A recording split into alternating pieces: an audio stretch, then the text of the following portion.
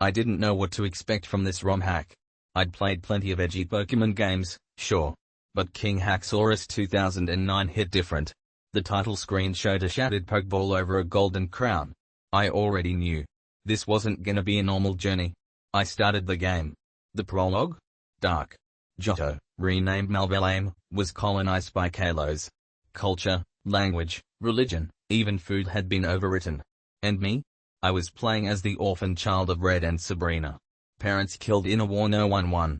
Raised by an anti-colonial aunt who lived in fear of golden uniforms knocking on her door. The intro cutscene ended on a single sentence: "This is not a journey. This is reclamation." No professor in this game. No cheery music or Pokeballs on a desk. Instead, I walked into a shrine that had been burned and rebuilt, with Kalosian gold poorly glued over old Johto glyphs. 3 floating Pokeballs pulsed with raw energy. Slowpoke, linked to ancient Johto spirits. Porygon, corrupted data that escaped Kalos' control. Snorlax, the sleeping titan, stirred by rage. I picked Snorlax, which felt like picking a myth. The second I did, the shrine's torches lit up. And a voice whispered through the screen, "Malvalame remembers." Okay, goosebumps. This game had lore baked into the moment you press A. My first gym battle was unlike anything I'd ever played. Sir Hacksaurus's gym wasn't a puzzle. It was a moral test. The walls were made of fossilized dragonite skulls, and the floor was lava-based bone. You had to hold back in battle to proceed, win with restraint, not dominance. Trainers scolded me for knocking out Pokemon too fast. Sir Hacksaurus himself looked like a holy knight straight out of Fire Emblem. His words chilled me: "We fight not to win, but to obey." I beat him with sleep strategies and patience. After the fight, he handed me a badge and whispered, "Obedience can be faked. The crown forgets that masks work both ways."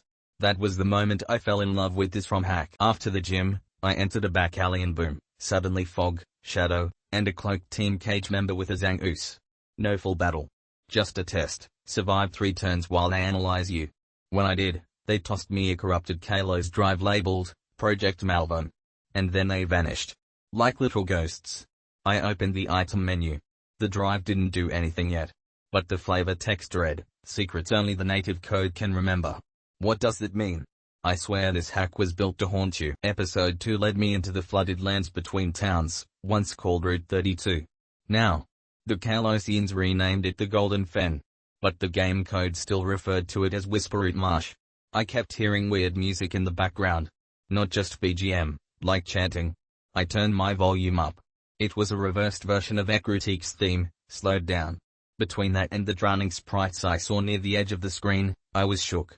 In the middle of the marsh, I found a crumbling statue of Ho-Oh. Its head had been cut off. A ghost trainer appeared, no name, no face. Just this line: "The fire never left.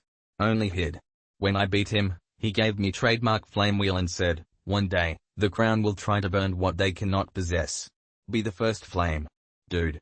This ROM hack is literature. The second gym took place inside a glitched library temple run by Sir Missingno.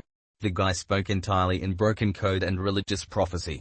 His gym trainers were like priests with Porygon 2s, chanting things like, "Chaos is language. Order is rule." Sir Missingno's whole puzzle was rewriting your moves using corrupted TMs.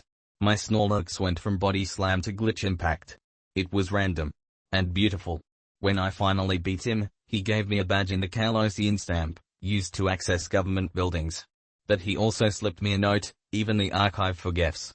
Let the corrupted lead you to truth." No joke, I put the game down. Not because I was bored, but because it made me feel too much.